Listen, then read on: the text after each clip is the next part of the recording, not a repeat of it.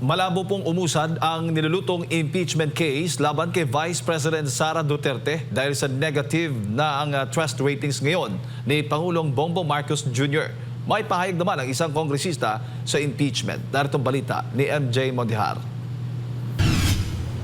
Matatapos na sa Pebrero ang one-year impeachment ban ni Vice President Sara Duterte matapos ideklarang unconstitutional ng Supreme Court ang naunang impeachment case laban sa opisyal. Ilang linggo bago ito mangyari ay kinumpirma naman ngayon ni Navota City Representative Toby Tiangco na may naganap ngang bayaran noong nakaraang taon upang itulak ang impeachment laban sa bise. 215 na mga congressman ang bumoto para siya ipa-impeach. Sa isang panayam, sinabi ni Tiangco na kinausap raw siya ng dalawang lider sa Kamara upang kumbinsihin si Pangulong Marcos na aprobahan ang for later release o FLR. Aniya, naipangako na raw naturang pondo sa mga kongresistang sumuporta sa impeachment. Ang for later release o FLR ay tumutukoy sa mga lokasyon sa loob ng national budget na hindi may lalabas kung walang approval ng presidente. Nang tanungin naman kung marami ang susuporta sa panibagong impeachment, sinabi ni Tiangco na malabo ito dahil walang FLR sa 2026 national budget. Pero kung itutuloy naman ang impeachment, kailangan raw na incentivized ang mga kongresista upang makuha ang kanilang suporta.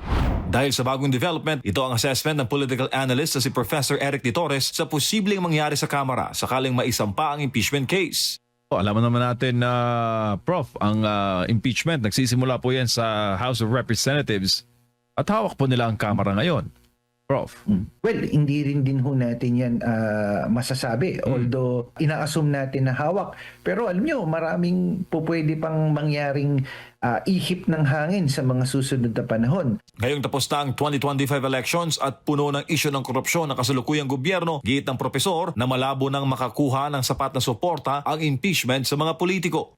Lalo nga po yung terminong tinatawag natin na kung patuloy na sasadsad at pababa ang trust at approval rating ng ating Pangulo, mas mapapaaga yung term na quote-unquote lame duck. Malaking factor din ayon sa political analyst ang -3 trust ratings ng presidente na bumungad sa mga Pilipino pagpasok ng taong 2026. Sinong politiko na re-electionist ng 2028 ang willing na magpa-endorso kung ganito ang bilang at hindi makabawi ang numero ng pangkasalukuyang administrasyon sa kanyang mga ginagawa? Sa pagtataya din ni De Torres, posibleng dumistansya na ang ilang politiko sa pagsuporta sa Pangulo, lalo na sa usapin ng pagpapa-impeach kay VP Sara Duterte.